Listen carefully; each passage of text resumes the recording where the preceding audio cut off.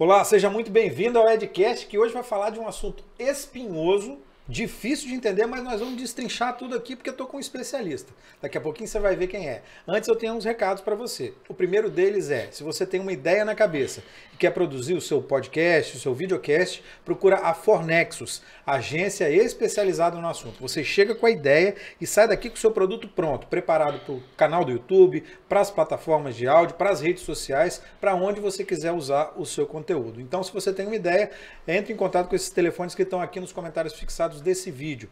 Também peço encarecidamente para você se inscrever no canal, é importantíssimo você fazer isso. Se inscrever, dar o joinha aí nessa entrevista que vai ser muito legal, você vai ver, compartilhar o nosso conteúdo, espalhar por aí para mais gente se inscrever. Quanto mais gente tiver apoiando o canal, mais a gente consegue trazer conteúdo de qualidade para você. Lembrando que a gente também está no Spotify, no Google Podcast, no Apple Podcast, Deezer, Amazon Music, todas as plataformas de áudio. Então, se você está preso no engarrafamento na ponte aí, coloca o Edcast lá no rádio do carro que vai passar o engarrafamento rapidinho. Vai fazer uma atividade física, aquela caminhada, ou senão aquela corridinha difícil, coloca o Edcast lá no fone de ouvido, vai passar rapidinho também, você vai ver, não vai sofrer tanto assim. Então, segue a gente, é muito importante. Muito obrigado, e é só clicar aí, tem um botãozinho aqui embaixo, inscrever, se inscreve no canal, que vai fazer muita diferença pra gente. Agora a gente vai falar sobre reforma tributária com o Dr. Samir Nemer, que é advogado tributarista. Que perereco danado, hein, doutor Samir? Tudo bom? Verdade, tudo bem. Primeiro é um prazer, Edu, estar participando aqui do Educast. Obrigado, Edcast, muito obrigado pelo convite. Para mim é uma honra estar aqui. É honra nossa. Na verdade, essa reforma está tendo muita discussão, porque existem dois grupos atualmente. Um grupo... Como sempre no Brasil, de uns 5 anos para cá, né? Exatamente. É assim ou não, é o Fla-Flu, né? Isso. Um grupo defende que a reforma é linda, maravilhosa, sem defeitos, e o outro que a reforma não presta, que é uma merda, enfim, tem vários defeitos. E ela é o quê? É boa, linda, maravilhosa ou é uma merda? Na verdade, eu acho que nem muito ao mar, nem muito à terra. Ela tem pontos muito positivos. Já passou da hora do Brasil ter uma reforma tributária, porque a nossa legislação, Edu, o nosso Código Tributário é de 66. Então a gente está falando de um outro mundo, de um outro Brasil, o Brasil agrário, o Brasil rural, da manufatura. E atualmente a gente está discutindo inteligência artificial, indústria 4.0, automação.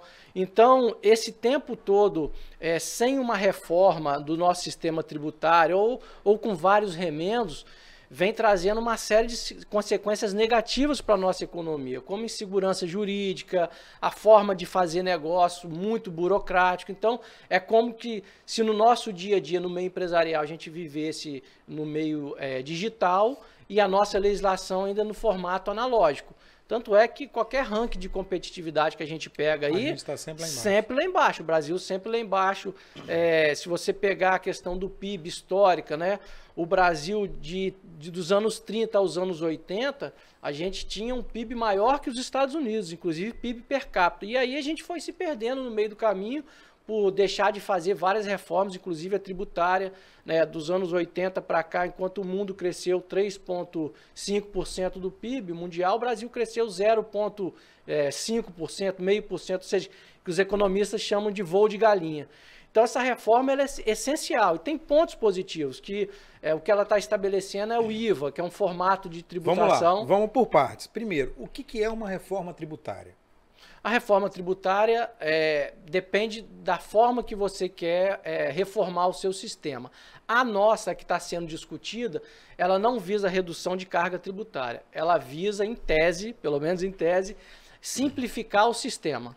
Então, e talvez aí seja algo que dá a possibilidade dela ser aprovada diferentemente de outras propostas, porque sempre que é discutido alguma perda de arrecadação, alguma redução da carga tributária, estados não querem perder arrecadação, municípios, e aí acaba que atravanca a reforma tributária.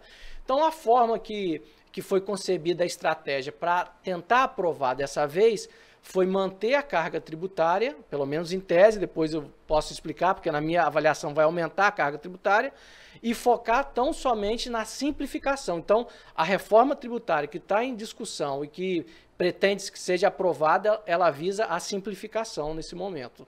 Então, é simplesmente tornar o caminho do cara que produz e tem que pagar imposto, mais fácil para ele conseguir pagar imposto e esse imposto chegar no Estado. Exatamente. Por exemplo, o ranking do Banco Mundial, ele coloca lá o Brasil como o principal economia do mundo, onde se gasta mais horas pagando tributo. Uma empresa, uma indústria, 1.500 horas por ano para você, e aí só para pagar o tributo. Para conseguir pagar. E a média mundial é 350 horas. Então, nosso sistema realmente é uma selva. O sistema tributário é muito complexo. Então, você desburocratizar e deixar ele simplificado, com certeza, é o ganho enorme para o país que a gente tem. Como? Que ganho que tem? Como é que é esse ganho? Essa reforma, ela previa inicialmente você substituir 5 tributos por 2. Porém, durante as discussões, já não se fala mais isso. O que foi aprovado na Câmara é substituir 5 por 4. Então, na minha avaliação, não vai simplificar tanto como era esperado inicialmente.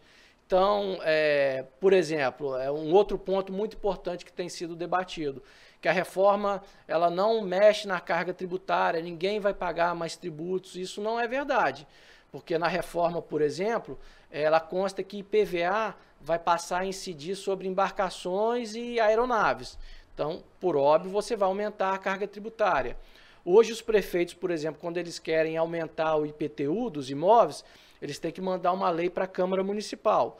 A reforma prevê já que eles podem aprovar uma lei geral, os prefeitos, os municípios, e fazer do jeito que eles quiserem. De ano em ano atualizar a base de cálculo do IPTU via decreto, que com certeza vai ter um aumento da carga tributária e, além do que, nesse ponto, acho que é muito ruim para a nossa democracia, porque você desvazia um pouco as atribuições das câmaras, que é onde tem esses debates, enfim, então, e é muito importante. Um outro ponto também, o setor de serviço, que é o grande empregador do país, é responsável por 70% do nosso PIB. Hoje tem uma carga média, Edu, de 8,5% a 10% carga tributária sobre as atividades. Se realmente a alíquota for para 25%, como é a que está sendo debatido, vai ter um aumento de carga tributária brutal nesse setor. Né? Estamos falando quase de 200%. Isso vai inviabilizar muita gente, advogado, contador, arquiteto, jornalista, não só esses profissionais, mas também empresas prestadoras de serviço. Então, vamos por partes. Vamos por partes aí, porque tem muita notícia ruim aí. Vamos chegar nas boas. Vamos chegar nas boas. Mas vamos pelas notícias ruins. Primeiro, essa redução de 5 impostos para 4 impostos, né? É a proposta que foi aprovada na Câmara. Quem paga esses impostos?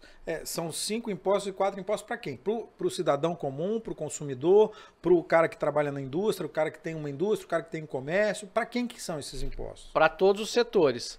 Porém, obviamente, quem paga no final do dia os impostos é o consumidor. Né? Isso aí, quando ele vai comprar um produto ou contratar um serviço, ali dentro do preço está embutido o valor dos tributos. Então, sempre quem vai pagar, em última análise, vai ser a população, o cidadão que vai no supermercado, por exemplo, quando vai comprar uma latinha de óleo, ali está embutido naquele valor, 30% ali daquele valor os tributos que você está pagando. E só que os impostos, os tributos sobre o consumo é o que a gente chama de tributos indiretos ou invisíveis, porque a população não consegue sentir isso de forma tão clara, como, por exemplo, os tributos diretos, que todo ano você paga o IPVA do carro, IPTU da sua casa, e você sente ali o imposto de renda, que aí você sente quanto você está pagando. E esses tributos indiretos, que são os tributos sobre o consumo, a população não consegue sentir quanto ela está pagando, mas é uma carga tributária muito alta. E isso, no Brasil, é ruim porque faz com que a população consuma menos e de pior qualidade. As economias mais desenvolvidas no mundo, ela foca muito mais a tributação sobre a renda do que sobre o consumo. Então, proporcionalmente, quem ganha mais vai pagar mais tributos do que quem ganha menos. Já no Brasil, o sistema que a gente chama regressivo, o que é regressivo? Porque na prática, quem ganha menos acaba que paga mais. Para te dar o exemplo da latinha de óleo, que tem 30% de tributo nela. Um cidadão que ganha um salário mínimo, que ganha R$1.000, que seja, proporcionalmente, quando ele compra aquela latinha de óleo, ele está comprometendo mais a renda dele do que quem ganha R$10.000 e compra a mesma latinha de óleo. Então, por isso que a gente fala que o nosso sistema tributário é regressivo, porque ele penaliza mais as classes menos favorecidas. Toda a época de eleição, todos os políticos falam isso, mas ninguém faz nada para resolver. Qual seria a solução para isso, doutor? A solução seria a reforma tributária, mas uma reforma ampla. Mas é possível, porque a gente só viveu com esse sistema hoje, de pagar imposto pelos produtos que a gente consome. A vida inteira é assim pra gente, né? Qual é a outra forma que poderia resolver, que poderia acontecer? Na verdade, não é descartada dessa forma. O que eu vejo como uma solução, que é o que os países de economia mais desenvolvidos adotam, é a tributação ser mais pesada, o ter o foco maior sobre a renda do que sobre o consumo. Então, mesmo nessas economias, você tem tributos incidindo sobre a renda das pessoas e sobre o consumo. Por isso que, às vezes, quando você vai para alguns países, enfim, da Europa e de outros lugares, aquele produto proporcionalmente é muito mais barato, mais em conta do que o fabricado aqui, porque o peso maior da tributação é sobre a renda e não sobre o consumo das pessoas. Porque, na verdade, Edu, quando você fomenta o consumo, você aquece a economia também. Você faz com que as pessoas tenham também uma qualidade de vida muito melhor. Por isso que o poder de compra de um cidadão de classe média de algum país da Europa, dos Estados Unidos ou de outra economia mais consolidada, mais forte, é muito maior do que o poder de compra da nossa classe média, por exemplo. Continuando lá, destrinchando isso por partes. Já tem lei que obriga as notas fiscais, o cupom fiscal vir com a discriminação do imposto, não é isso? É isso, mas assim, ali é uma mera estimativa, porque é impossível nas operações do dia a dia ali o cara colocar exatamente quanto que está a de tributação. A não ser que ele faça uma simulação, aí sim, pegue e faça um estudo pormenorizado daquele produto, desde da compra da matéria-prima até a industrialização durante todas as cadeias, porque no Brasil é tributo sobre tributo que a gente tem. Então, e aí é um ponto positivo que você estava me questionando, que o IVA ele acaba com isso, da tributação de tributos sobre tributos. Então, tudo que você pagou na cadeia produtiva anteriormente, você pode se creditar dali para frente no imposto que você iria pagar. Mas isso não vai diminuir o valor do imposto, não vai diminuir a quantidade de imposto, a carga tributária. Não vai. A carga tributária vai continuar a mesma e, pelo contrário, para alguns setores ela tende a ser maior. A minha avaliação é assim, que essa reforma ela é muito endereçada, vai beneficiar muito o setor bancário, setor financeiro e o setor industrial. Não que o setor industrial não seja importante, é fundamental para qualquer país você ter uma indústria forte, pujante, que é o que a gente chama de investimento de raiz, né? Gera uma série de consequências positivas, de emprego, renda, mas você, sob o pretexto de beneficiar alguns setores ou de deixar mais leve aquele setor, você não pode pesar a mão em outros setores, como que é o avalio que a reforma tributária corre o grande risco de causar isso em alguns setores, como de serviços, por exemplo. Vamos chegar lá. Como que a indústria vai ser beneficiada? Só com essa questão de não ter o imposto sobre imposto? Esse efeito cascata de imposto? De não ter o imposto sobre imposto, de poder ter a não cumulatividade dos tributos, de poder, você acaba, por exemplo, com o IPI, você enxuga, já deixa de ter o IPI, enxuga, coloca dentro desses outros impostos, tributos que a gente está discutindo.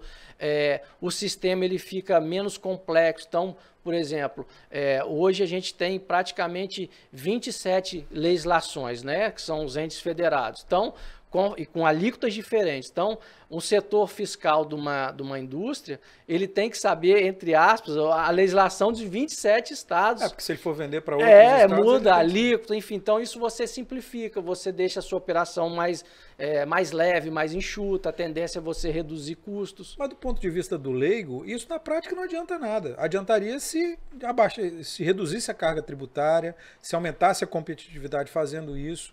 Do leigo, do cidadão comum, ela não vai alterar a questão da carga tributária, vai continuar mesmo. Por isso até que o que o Ministério da Fazenda vem falando é que uma vez aprovado a reforma sobre o consumo, segundo eles dizem, na sequência aí viria a reforma tributária sobre a renda, que aí sim, na minha avaliação, caso seja uma reforma tributária para valer mesmo, tem potencial de melhorar muito a qualidade de vida da população.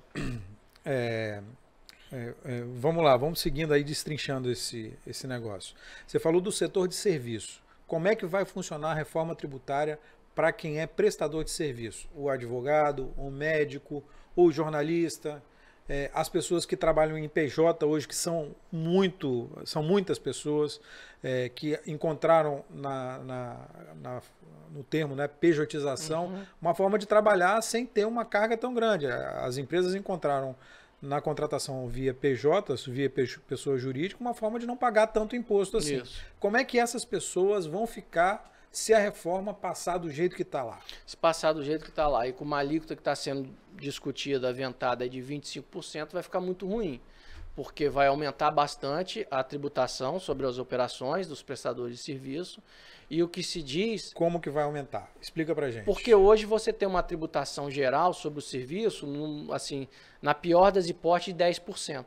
Então você deixa de pagar 10%, que hoje é a sua atividade, e passa a pagar 25%. Esse é o primeiro ponto. Simples assim? Simples vai assim. Aumentar. Vai aumentar. Vai aumentar o serviço. Quem é prestador de serviço. Isso. Vai aumentar de 6 a 10, né? Na verdade, para 25%. De 8 a 10 para 25%, caso a alíquota seja de 25%. E aí, Edu, é muito difícil o prestador de serviço conseguir da noite para o dia repassar esse valor para quem é impossível. É impossível. Esse é o primeiro ponto. O segundo ponto, que o defensor da reforma tributária nesse ponto, os defensores, eles falam o seguinte, mas agora tudo que você vai poder comprar, que você vai utilizar, os insumos que você vai utilizar na sua atividade, você vai poder se creditar para abater no imposto seguinte. Mas, por exemplo, atividade de advogado. Qual o insumo que você vai... Caneta, papel, isso aí não é nada, entendeu? Não é nada. É atividade intelectual. É intelectual. Então, assim, e a grande massa de prestadores de serviço é nessa linha, assim. Exatamente. Assim. Então, eu vejo muito ruim a reforma para os prestadores de serviço, se caso o Senado, que por excelência é uma casa revisora, não revise esse ponto, enfim. O MEI, como é que fica o MEI? O MEI, na verdade, continua a mesma coisa, pelo menos é o que está sendo debatido. O MEI e o Simples vão continuar a mesma coisa. Então, para o Simples, quem está no Simples não vai ter nenhuma grande repercussão, pelo menos da forma que está posta a reforma nesse momento. Dá para confiar? Vai depender muito das discussões agora que vai ter, porque toda vez que você exonera ou diminui a tributação de algum setor... Outro setor vai pagar. Exatamente. Então, acontece. Então, por exemplo, Edu, tem lá o imposto seletivo, que está colocado nessa reforma, que vai incidir sobre produtos ou serviços que, em tese, fazem mal para o meio ambiente, para a saúde, enfim. E já tem uma romaria em Brasília, porque ninguém quer que aquele setor dele... E são lobbies fortíssimos. Fortíssimo. Agropecuário, por exemplo, defensivo agrícola, é um lobby fortíssimo. E assim, por exemplo, defensivo agrícola. Se não for agricultura familiar, hoje no mundo inteiro é utilizado o defensivo agrícola. Aí Na agricultura familiar, inclusive. E aí, por que você tem que tomar muito cuidado sobre a questão do imposto seletivo? Porque à medida que você... tributa, e aí tributa pesadamente algum insumo, isso vai repercutir lá para o consumidor. Então, se você tributa pesadamente o defensivo agrícola, isso vai repercutir lá no consumidor, na hora de comprar o arroz, o feijão, vai ficar mais caro. Claro, então, são coisas assim que às vezes... E eles vão repassar o preço para o consumidor. A gente que vai pagar. Claro que vai. Então, assim, se não tiver muito bem calibrado alguns aspectos, que às vezes a reforma tributária é quase que uma máquina hidráulica. Você mexe aqui, vai ter repercussão em outro lugar, você não tem a dúvida. Então, essa sensibilidade que assim, eu espero que os senadores tenham, e os congressistas de forma geral, para ajustar essa reforma. Mas não dá para contar com isso, né, doutor Samir? Não dá para contar com isso. É impossível contar com isso, né? A gente tem um legislativo completamente bagunçado. A gente vem de uma bagunça aí de tempo já, nem só do último presidente, mas do governo PT lá atrás ainda. A gente vem de uma bagunça danada, com uma série de denúncias de corrupção, uma movimentação de congresso que a gente vê. Não dá para ter esperança, doutor. Assim, eu sou um pouco mais otimista em relação ao Senado. Dá para ser? Eu acho que sim, porque temos ali muitos senadores, como temos também deputados, mas senadores que são empresários, têm atividade empresarial, ou têm uma visão, ou foram governadores, têm uma experiência maior e uma visão, pelo menos essa é a minha expectativa, de que seja revisado muitos pontos ali que, para mim, são muito ruins, para vários segmentos econômicos, inclusive para alguns estados também. Essa reforma prejudica muito, como é o caso do Espírito Santo. Vamos chegar lá. Antes, vamos passar por outro setor. Todo mundo está falando que o setor agropecuário vai ser muito impactado com a reforma. Vai ser? Pode vir a ser, sim. Como? Com o aumento da tributação, porque é a mesma coisa. Hoje a tributação do agro é por volta de 8% ali, 8,5%. E se a alíquota cheia vier a alíquota cheia de 25%, vai ter um impacto. O que foi aprovado de última hora, uma emenda, que foi que colocou alguns setores do agro com uma alíquota menor, um pouco menor, né? Que há essa previsão de alguns produtos, como da cesta básica, ser isento, e outros produtos terem uma redução de 40%, né? Ter uma alíquota, de vez de ser de 25%, com uma redução de 40% ali. Então, se isso acontecer mesmo, pode ser que não seja prejudicado. Mas fica muito no condicionante, porque, Edu, essa reforma que está sendo aprovado, na verdade, é muito mais um conjunto de ideias, um conjunto de diretrizes, do que algo palpável, algo que foi estudado anteriormente, que foi analisado, qual é o impacto disso. Você pega a emenda constitucional que foi aprovada, praticamente ela, de cabo a rabo ali, ela faz a remissão, que vai ser regulamentada aqueles pontos, numa lei complementar ainda a ser editada. Então, na verdade, eu brinco que é igual aquele pastel de vento quando você vai na feira, que é sem recheio ali. Você está aprovando algo, uma diretriz, que ainda ninguém sabe ao certo como é que vai funcionar, o que é, assim, é um absurdo. Só para te dar um É isso que eu estou pensando. Não é uma loucura isso, doutor? Loucura, sim. Nesse aspecto, sim. Na minha visão, para você aprovar algo, você precisa previamente ter feito um estudo da repercussão, tanto negativa como positiva. Por exemplo, só para ficar num simples assim, uma das propostas da reforma é o cashback. O que é isso? Para a população de baixa renda, tudo que for adquirir, aquele produto ou serviço que ela adquiriu, aquela carga tributária naquele serviço ou naquele produto, ela vai poder ter de volta. Mas aí, isso é muito mais um verniz de social que deram na reforma do que qualquer outra coisa, porque nem o relator, se você perguntar, ele não sabe como é que vai funcionar. Não sabe como vai funcionar, não sabe qual é o critério, não sabe qual vai funcionar. Então, está se jogando tudo para o futuro, numa espécie de cheque em branco, que a possibilidade de dar errado é muito alta. É muito grande. Porque você não pode aprovar algo tão primordial para o país, para a nossa economia, para a vida das pessoas, sem antes ter feito o detalhamento daqueles pontos. Está jogando assim, está aprovando as diretrizes para depois detalhar. Tinha de ser, na verdade, o contrário. Você já devia ter aprovar a reforma, a emenda, mas já com os detalhamentos prontos para a gente saber qual vai ser a repercussão disso. A gente fica perdido assim com isso, né? Você falou de pontos negativos. Quais são os pontos negativos? Antes disso, quais são os pontos negativos? Todo mundo está falando que a classe média vai sofrer mais. A classe média vai sofrer mais?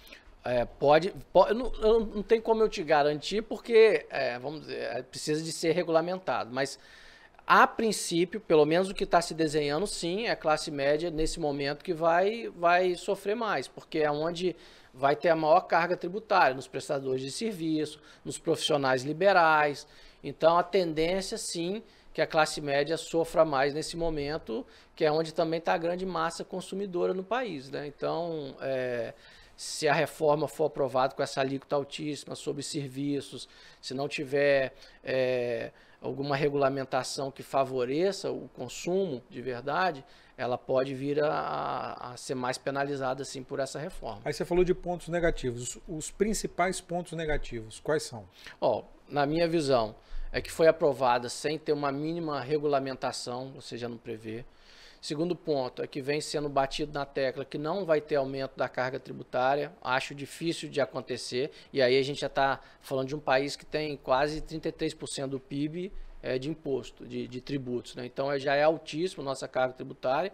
Tem países que têm tributos até maior, Suécia, Finlândia, mas lá você sente o retorno na sua prática, né? No dia a dia, né?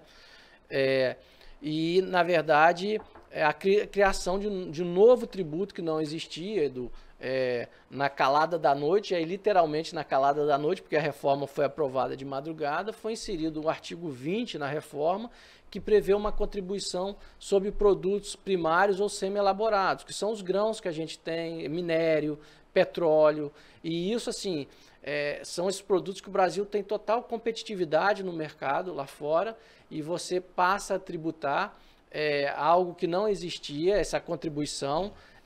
Possivelmente todos os estados vão querer tributar também, e na minha avaliação é muito ruim, que inclusive são insumos para vários produtos que são industrializados no país. É uma reação em cadeia, é o imposto das commodities. O imposto isso, exatamente. Então isso é muito ruim. Então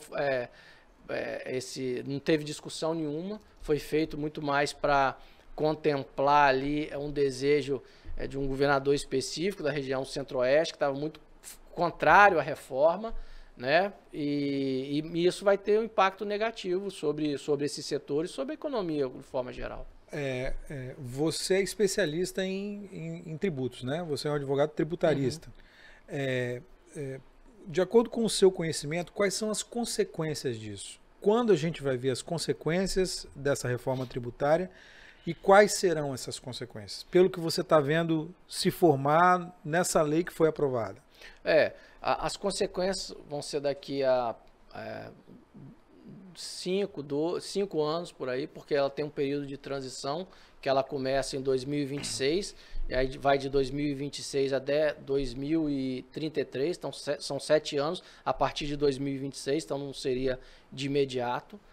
Mas as consequências, se for aprovado da forma como está se desenhando e depois a regulamentação vier a confirmar, é um aumento da carga tributária sobre vários setores e, consequentemente, você vai ter um encarecimento de vários produtos, de vários serviços. Isso você enfraquece muito a economia, quando você encarece os produtos por conta de uma elevação da carga tributária, né? Dá para saber já em quanto essa carga tributária pode crescer, pode ficar maior? Não, ainda não tem como nenhuma saber. Estimativa? Não tem. Pelo menos eu não vi nenhum estudo nesse sentido. Mas ainda. Dá para saber que vai ficar maior? Dá para saber. Ontem, por exemplo, ontem o IPEA divulgou um estudo falando que a nossa alíquota padrão, caso seja aprovada a reforma tributária, não vai ser nem 25%. Vai ser, se eu não me engano, 28%. Então, seria o IVA, o maior IVA do mundo. Só perderia para a Hungria, que é 27,5%. Então, e a gente já está falando de 25%, que é um IVA altíssimo, né? Então, isso é um estudo do IPEA, que é uma entidade super respeitada, e isso, se vier a acontecer mesmo, é uma reforma que, em vez de vir para ajudar, veio para atrapalhar. Para você é bom, né? Porque você vai ter um monte de casos. Daqui a 5 anos vai começar a pipocar um monte de casos lá para você, né? Não, mas eu defendo sempre quando a economia vai bem, todo mundo vai bem, inclusive os prestadores civis. Se for olhar por esse lado seu, na verdade, eu acho que o sistema atual, nesse sentido, como é muito complexo, extremamente complexo e gera várias discussões, em tese seria até melhor. Mas eu defendo... Você acha que essa simplificação proposta, que é um ponto positivo, que você colocou como ponto positivo, então vai minguar seu trabalho daqui a 5, 6 anos? Não, acho que o advogado tributarista sempre vai ter trabalho. Eu acho que assim, a tendência é diminuir o litígio. Que é a medida, por exemplo, que você unifica uma legislação... Regulamenta, aí você tem referência. Tem uma interpretação única, então você diminui, mas isso eu vejo como positivo, porque, repito, Edu, a economia indo bem, todos os profissionais vão bem também. Claro, com certeza. Mas você vê risco com tanta mudança na calada da noite, com tanto detalhe, você vê essa possibilidade de muitos litígios no futuro? Acho que a tendência é diminuir, mas vamos dizer, se pegar um parâmetro mundial, o Brasil vai continuar com litígios altíssimo ainda, e principalmente que a gente vai ter um momento crítico, que é o momento de transição entre 2026 a 2033, que a gente vai estar convivendo com 2 sistemas ao mesmo tempo, o sistema atual e o sistema que está sendo proposto. Que loucura então, isso, né? a tendência é você ter muita dificuldade e cometer as empresas, enfim, os empreendedores cometerem muitos erros sem querer. Porque você conviver com dois sistemas não vai ser fácil. Você ter ali um compliance tributário ali no dia a dia vai ser muito difícil. E com todo respeito a nós brasileiros, vai ter muita gente que vai se aproveitar disso também, né? Vai. Porque a gente conhece, a gente sabe como é que funciona, né? Vai ter muita gente que vai se aproveitar. Então, eu acho que esse talvez, em termos da reforma, vai ser um momento muito crítico dessa transição onde você vai conviver durante 7 anos com os dois sistemas ali coexistindo. Agora, do ponto de vista de quem lida com leis todo dia, o seu trabalho é esse, né? Você se formou e estudou para isso, para mexer com isso. Que diferença que faz você pegar um governo que era anti-imposto, liberal, que pregava um Estado mínimo, com o mínimo de taxação possível, deu um monte de isenção para um monte de produtos, para um monte de setores de imposto, e sempre pregou menos imposto, sempre pregou, tentou até fazer alguma coisa, uma tentativa fraca de fazer uma reforma tributária, não conseguiu fazer, mas que pregava um Estado mais enxuto. E aí a gente entra num governo oposto, que quer manter a carga tributária, muito provavelmente, como você falou, vai aumentar a carga tributária, vai tributar a classe média, principalmente prestadores de serviço, vai tributar o agro, em alguns momentos, que teve do lado do governo passado, principalmente. Como é que você, do ponto de vista de quem estudou e de quem trabalha com isso no dia a dia, como é que isso é ruim para nossa economia, para o brasileiro, para a gente que vai lá no supermercado e vê a coisa mais cara, que não tem grana para comprar, que não tem emprego? Como é que você vê isso? Eu não defendo aquele Estado mínimo, nem também aquele Estado paquiderme, pesado, né? Eu acho que a máquina pública ela tem que ter um tamanho razoável, e o que eu vejo de grande desafio que a gente nunca conseguiu fazer, independente da bandeira ali, da cor da bandeira partidária, enfim. Porque a gente não está falando de política, eu sei, exatamente.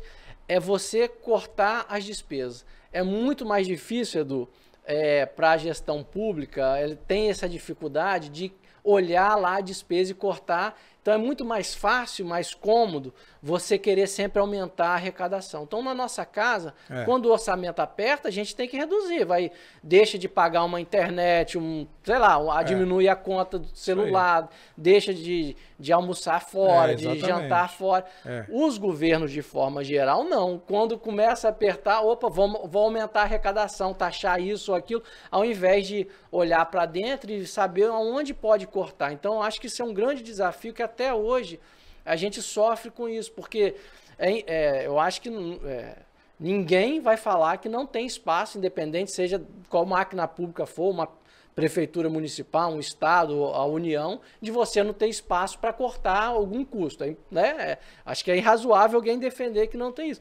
E a gente vê que, na prática, isso não acontece. Quando a economia enfraquece, aí a arrecadação, por exemplo, começa a cair um pouco, a tendência, sempre, historicamente, sempre foi você aumentar a tributação ou passar a tributar algum produto ou outro setor com mais intensidade do que você olhar para dentro da própria máquina e ir cortando e ajustando. A pandemia ensinou alguma coisa para a gente nesse sentido, porque a arrecadação caiu muito em todos os lugares, né? Estados, o governo federal teve uma queda gigantesca de arrecadação e, pelo menos o governo passado, falava que mesmo com queda de arrecadação, com enxugamento de impostos, mesmo com enxugamento da máquina, que foi uma bandeira também, eles falaram que conseguiram arrecadar mais. A gente viu números de crescimento de arrecadação, né? Isso é fato. E aí você está falando de redução de despesas. Você acha que esse foi o caminho lá e agora é o caminho acho que oposto? Não teve esse legado, não, para te falar a verdade. Não teve não, para te ser bem sincero, eu acho que talvez seria ingenuidade a gente imaginar no médio prazo, não digo nem curto, que isso ficou um legado. Eu acho que não ficou um legado, não. E acho que na pandemia, como é um princípio até da economia, né? Quando alguém está perdendo, tem alguém ganhando. Então, mesmo na pandemia, a gente sabe que muitos setores ganharam bastante, né? Enfim, então, teve setores da economia que ficou muito aquecido mesmo na pandemia.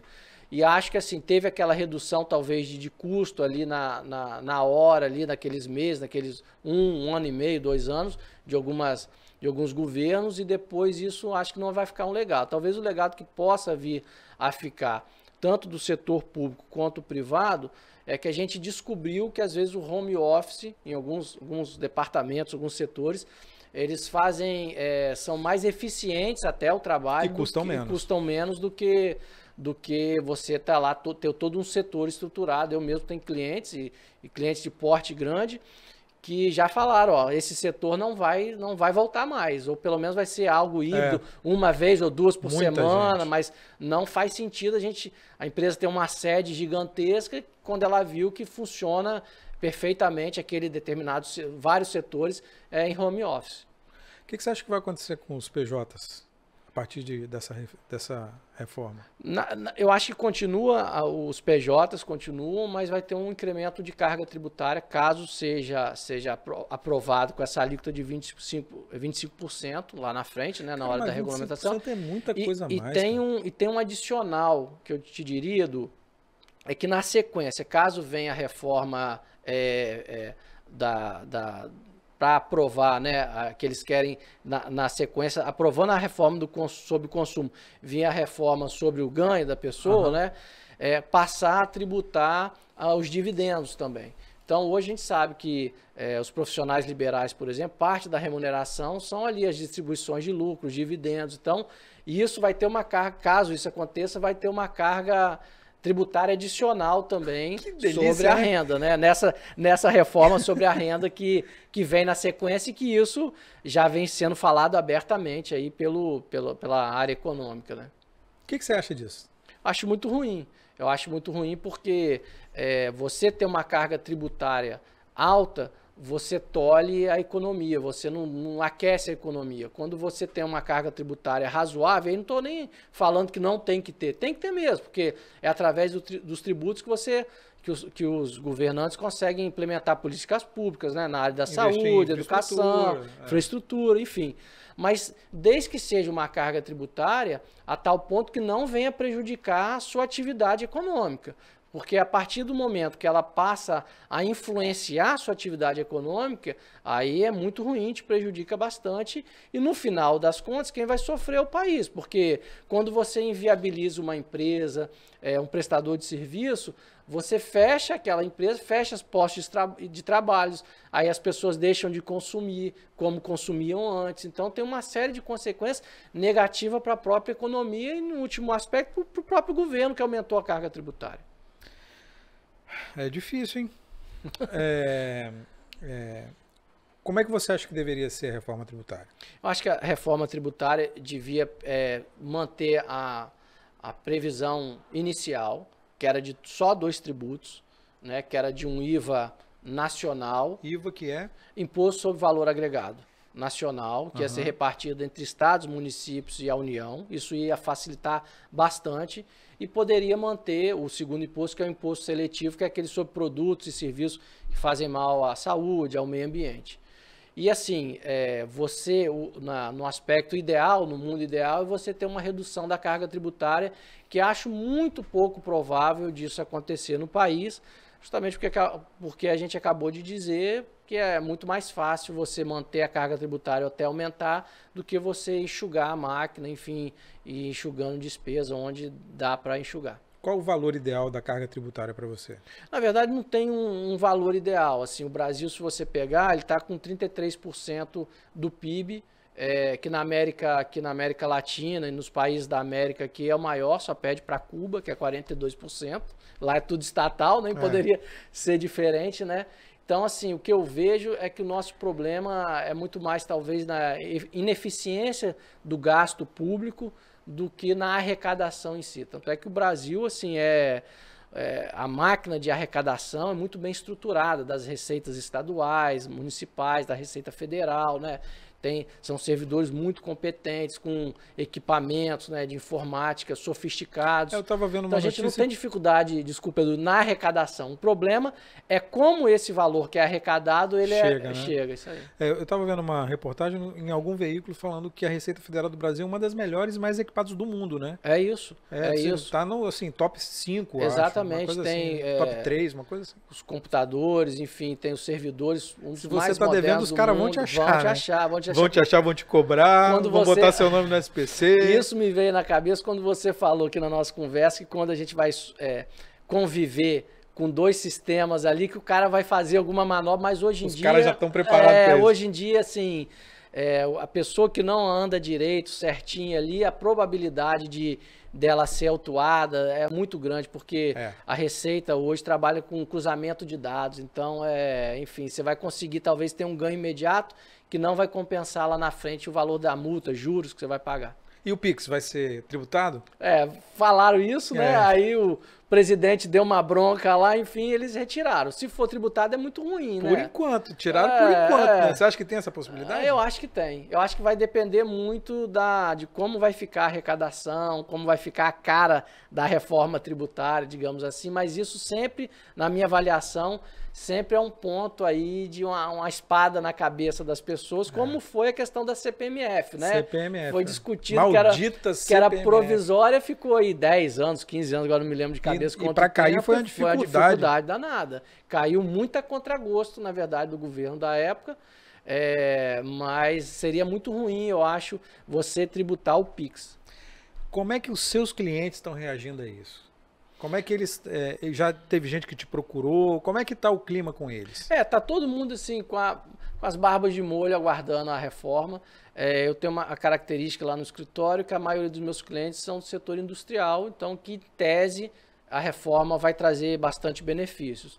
Mas ainda não... no sentido só de desburocratizar, né? Mas não dá para cravar assim, Edu, como vai ser mesmo, qual é o real impacto. A previsão que eu faço é que vai ser ruim, de forma geral, mas é só depois lá na frente, quando for regulamentar. Mas não é loucura isso? Você aprovar um negócio agora que você não sabe o resultado que vai ter? É loucura. E fora que na hora da regulamentação, aí vai ter o que a gente estava discutindo também, um lobby pesado e até legítimo de vários setores. Eu não quero ser tributário, eu quero manter pelo menos a carga tributária que eu já tinha antes da reforma. Não quero entrar aqui na lista do imposto seletivo, por exemplo. Então, e aí à medida que você vai abrindo exceções, para você compensar, já que a ideia que está sendo discutida é manter a mesma carga tributária, você vai ter que pesar a mão em outro lugar.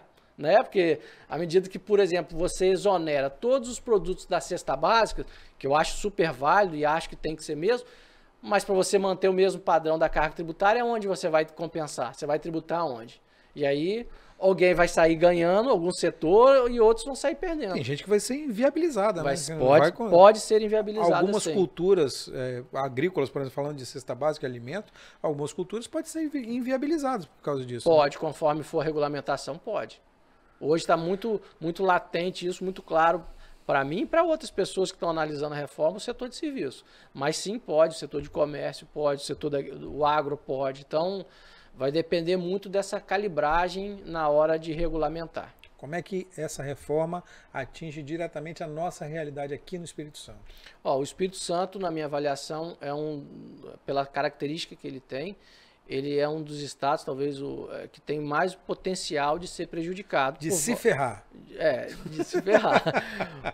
Por vários motivos. Primeiro, assim, Edu, a reforma ela altera a arrecadação.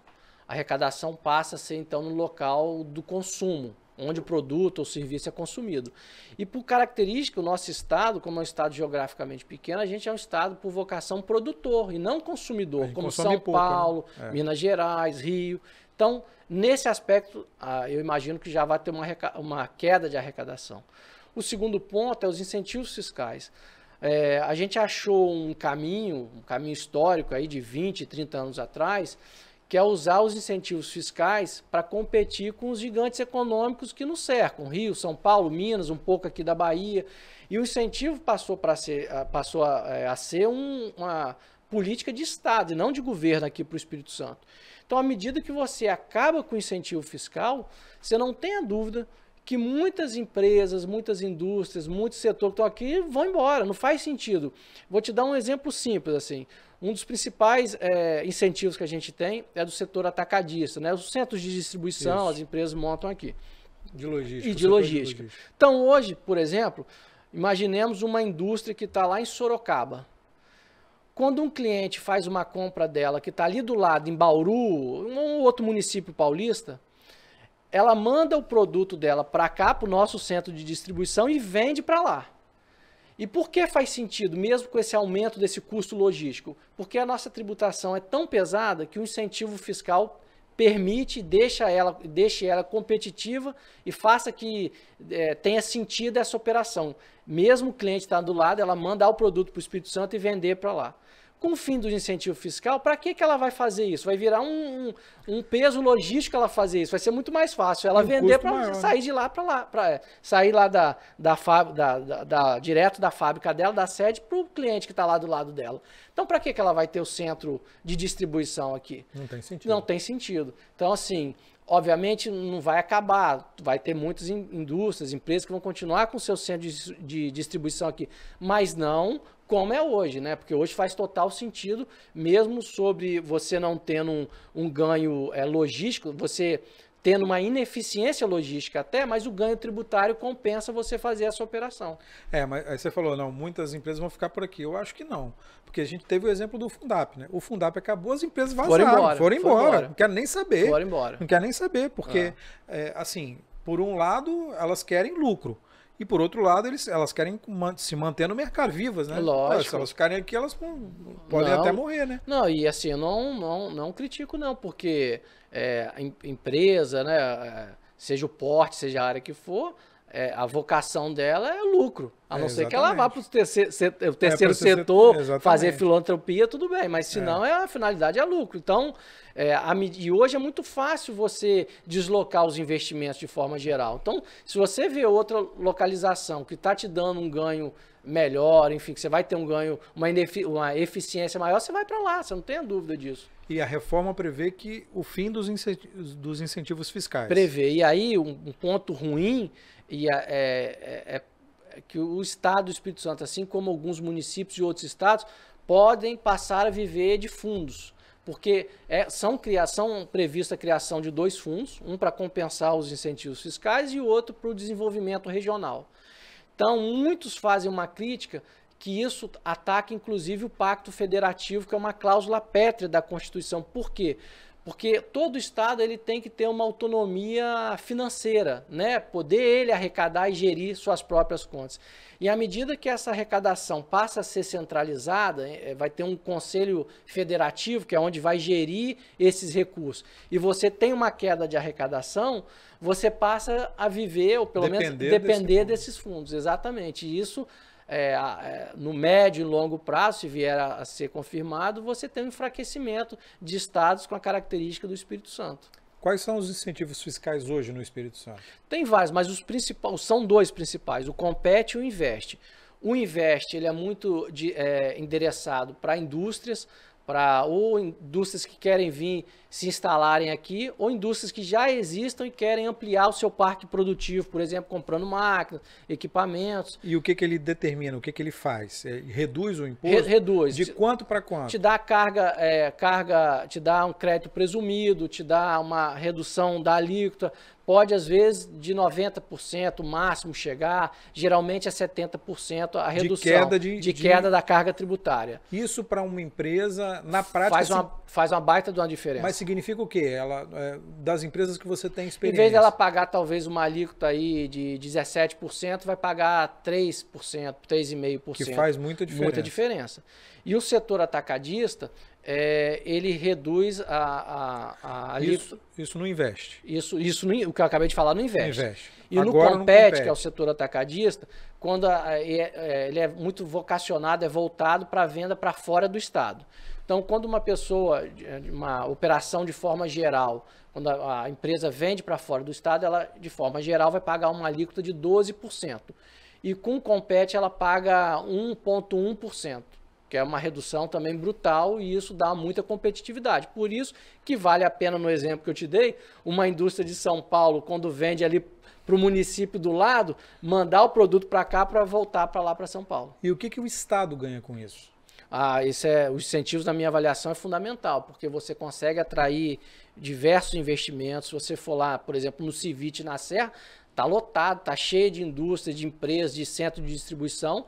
Repito, eu não tenho dúvida nenhuma, grande parte por conta dos nossos incentivos. Então, isso você gera emprego, gera renda, aumenta o consumo. E mesmo você reduzindo a carga tributária, você aumenta a base de arrecadação, porque você traz mais empresas, indústrias, centros de distribuição. Então, no final do dia, no final das contas, você tem até a possibilidade, e acontece isso no Estado, de aumentar até a arrecadação. Então, você aumenta a sua arrecadação, reduzindo os tributos, porque você atrai mais indústrias aqui para o Estado. Não sei se você pode me responder isso, mas qual seria a alternativa para o Estado se o Estado perdesse os incentivos? Olha, eu acho, tem algumas alternativas, assim, vai ser ruim para o Estado, obviamente, né? Mas o Estado, por exemplo, na minha avaliação, ele tem uma vocação de ser um hub logístico, ser um Estado logístico, pela nossa localização geográfica, nossa centralidade. Mas isso a gente tem que superar uma agenda da década de 60, que até hoje a gente conseguiu com o governo federal. Rodovia, ferrovia, portos. Então a gente precisa de convencer o governo federal a gente superar essa agenda, né? A gente tem problemas de gargalos logísticos, por mais que o Estado hoje seja um Estado em termos de equipamentos logísticos, de infraestrutura, mas a gente está longe de ser o ideal. E um outro ponto que eu vejo que a gente tem uma vocação enorme, que é o setor de turismo, principalmente turismo de negócios, que há uns 10 anos atrás, enfim, né, até recentemente, estava muito aquecido aqui no Estado. Eu me lembro que durante a semana, de segunda a sexta, era muito movimentado o Estado. Hotéis lotados. Lotados, Vitória, principalmente Vila Velha. Bons isso hotéis. aí. Agora você não vê mais. Então, assim, eu estou falando isso porque eu não sou especialista na área do turismo, mas eu vejo que também a gente querer forçar a barra em algo que o Estado não tem vocação, não dá certo. Então, por exemplo?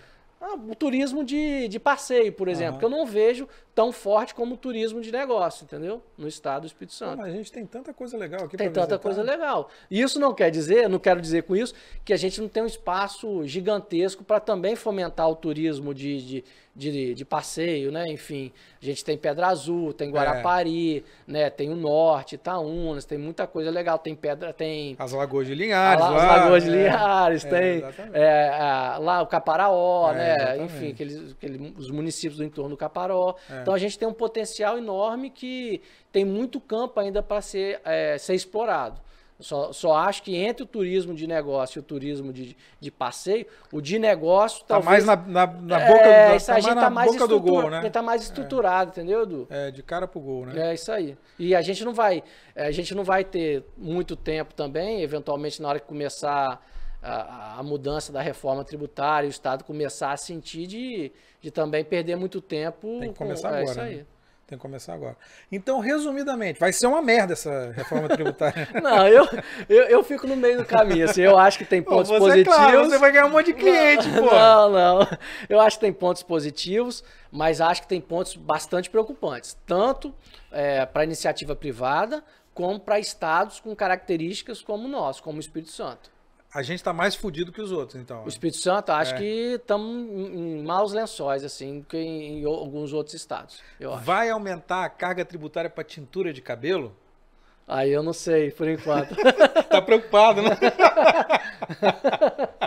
José não tá, não. José tá preocupado. Não, mas ele passa pouco, eu acho. O quê? Você não conhece a peça, rapaz. Ali é o rei do tablete Santo Antônio, rapaz. Mudando um pouco de assunto. A gente está com uma novidade boa aqui para o Espírito Santo, né? Que é a criação da ZPE, não é isso? Isso. Anunciaram agora, recentemente, que foi aprovado, vamos criar uma ZPE, que é uma zona de processamento e exportação aqui no Espírito Santo. É a sua área também, né? Na verdade, uma primeira ZPE privada, né, no país, e ela te permite uma série de procedimentos menos burocráticos, você conseguir benefícios fiscais. Então, isso vai ser um ganho muito grande para o Estado, para aquela região toda ali de Aracruz. Então, acho que é um gol de placa que está sendo marcado ali pelo Estado e pelo empreendimento, né? É o porto da Imetame. Acho que ali já tem portos importantes. E o Estado, por isso que eu te falo que assim, a gente, na minha avaliação, tem uma vocação logística muito grande. A gente tem vários portos já, agora tem o próprio Porto de Vitória que foi privatizado. Então, pelo que a gente vê, está tendo uma série de investimentos lá. Agora o ramal ferroviário também, que como contrapartida que a Vale teve de renovação, vai levar até o Porto Central, né, até o Rio de Janeiro, passando ali pelo Porto Central. Então, assim, as perspectivas são boas, só que eu acho que tem que ficar em cima para cobrar, né, dos responsáveis por destravar esses investimentos, né? O que é uma ZPE?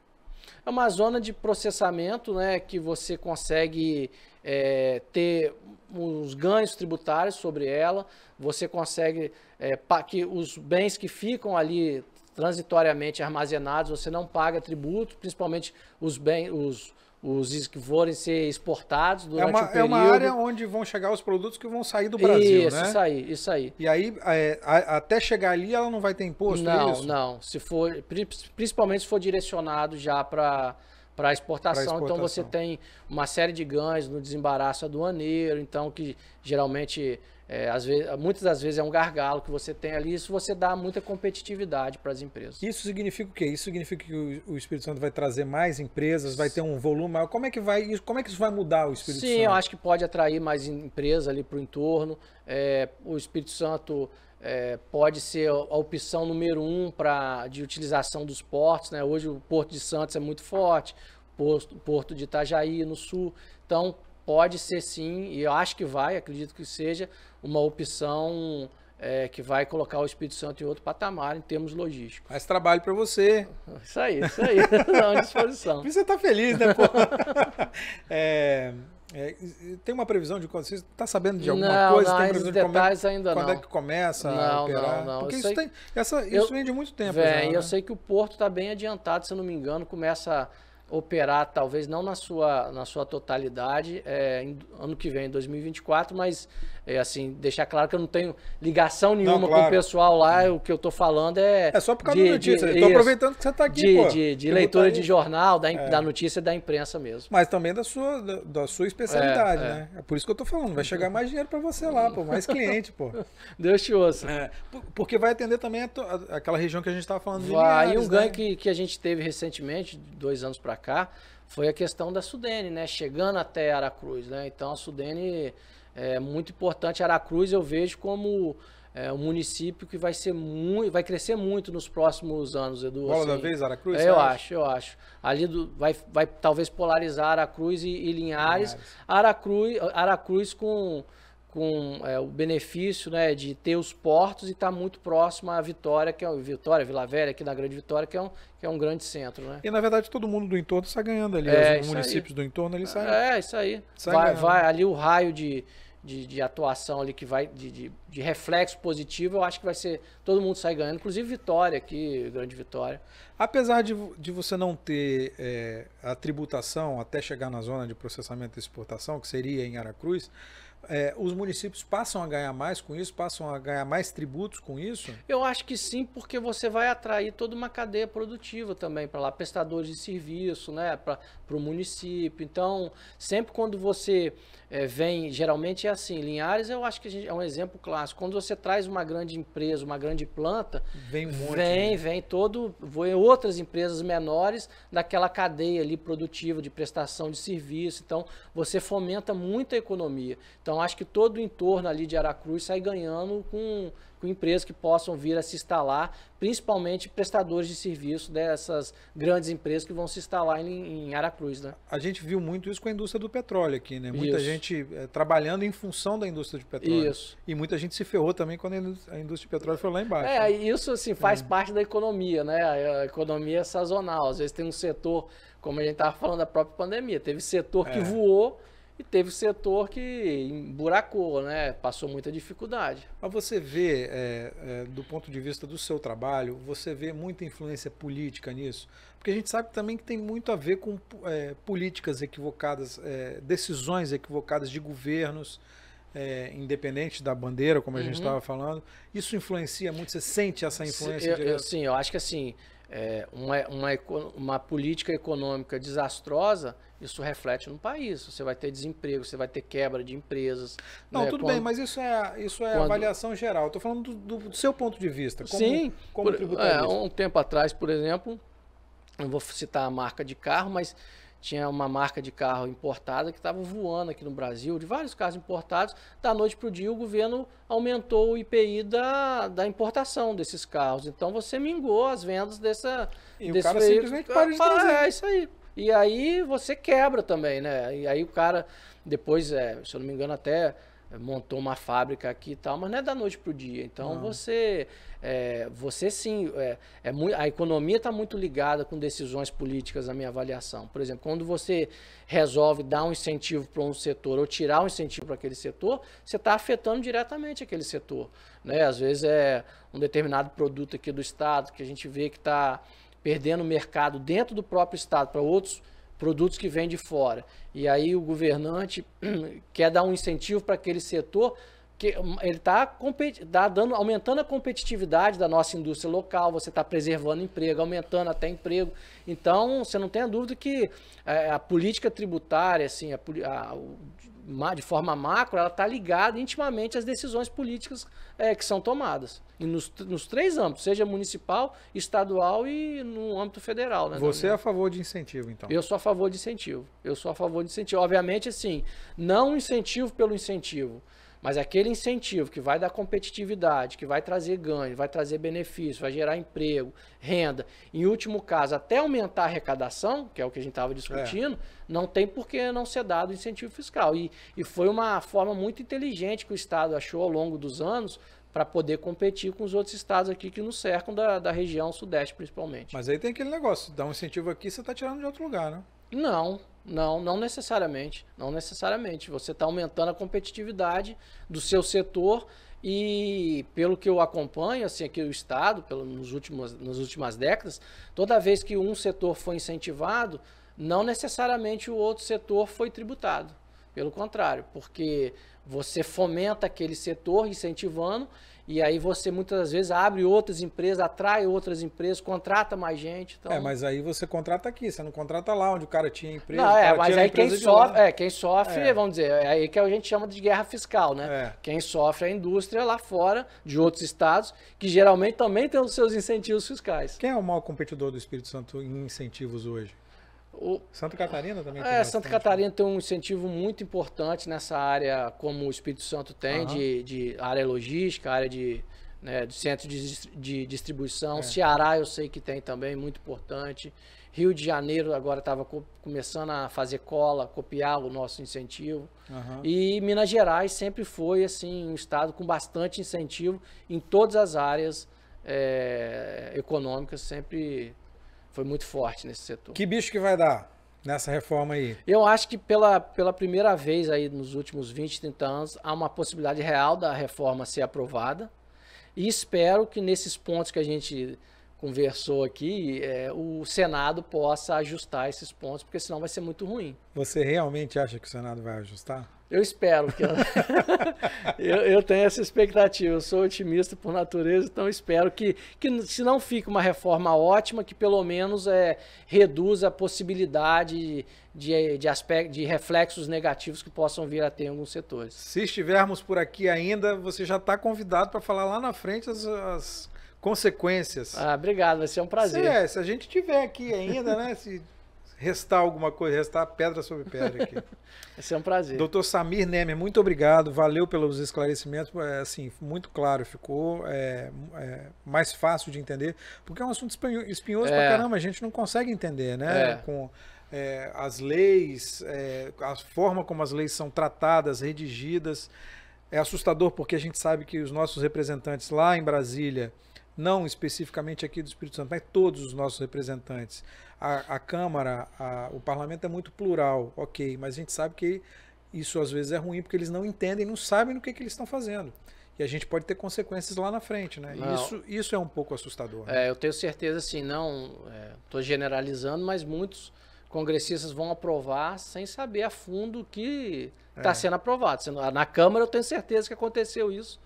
E é um assunto realmente muito denso, espinhoso e nosso desafio é tentar traduzir numa linguagem mais simples para que o máximo de pessoas possam entender o que está sendo discutido, porque por mais denso que seja, é um assunto que vai influenciar diretamente, seja positivamente ou negativamente, na vida das pessoas. Dentro do supermercado, na hora que o cara for comprar comida. Exatamente. Né? Vai afetar todo mundo. Dentro da farmácia, na hora que o cara for comprar um remédio. Exatamente.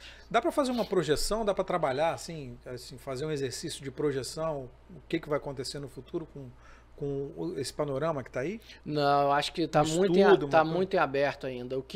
Os estudos que foram feitos é que recentemente, um dia atrás do IPEA, que fala que se for aprovado do jeito que está, na hora que for regulamentar, o IVA, né, que é o novo imposto, seria de 28%, que seria o maior IVA do mundo, que é muito ruim, né, cenário. Com todo respeito, as projeções é que nós estamos fodidos.